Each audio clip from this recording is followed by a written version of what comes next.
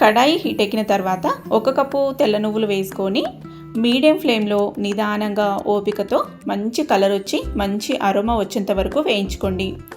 ఇలా వేగిన తర్వాత ఒక ప్లేట్లోకి తీసేసుకొని అదే కడాయిలోకి 1/2 కప్పు పల్లీలు వేసుకొని వాటిని కూడా బాగా నిదానంగా మీడియం ఫ్లేమ్లో వేయించుకున్నారంటే లోపల వరకు బాగా వేగుతాయి. పొడి కూడా మంచి టేస్టీగా వస్తుంది.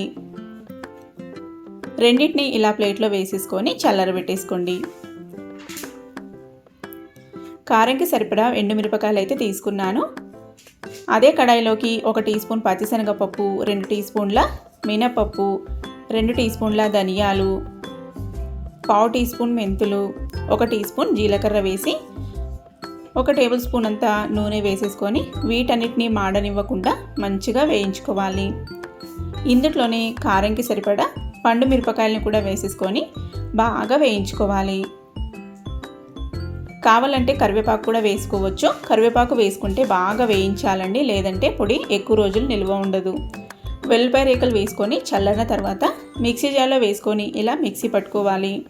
కోర్సుగా మిక్సీ పట్టుకొని పల్లీలు అలాగే నువ్వులు కూడా వేసేసుకొని కొంచెం కల్లుప్పు వేసేసి, నేను తీసుకున్న మిరపకాయల క్వాంటిటీ వచ్చేసి తక్కువైంది, కారం తక్కువ అనిపిస్తుంది, అందుకే ఇంకొంచెం కారం పొడి వేసి మిక్స్ అయితే పట్టేశాను. పొడి బాగా మెత్తగా కాకుండా బరకలాగా ఉండేలాగా చూసుకోండి, అప్పుడే చాలా బాగా ఉంటుంది.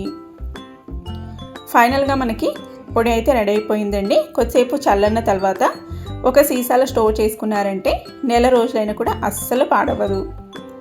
వేడి అన్నంలో కొంచెం పొడి, కొంచెం నెయ్యి వేసుకొని తింటూ ఉంటే టేస్ట్ అయితే సూపర్ ఉంటుంది. నచ్చితే ట్రై చేయండి. నెక్స్ట్ మళ్ళొక హెల్తీ రెసిపీతో కలుద్దాం.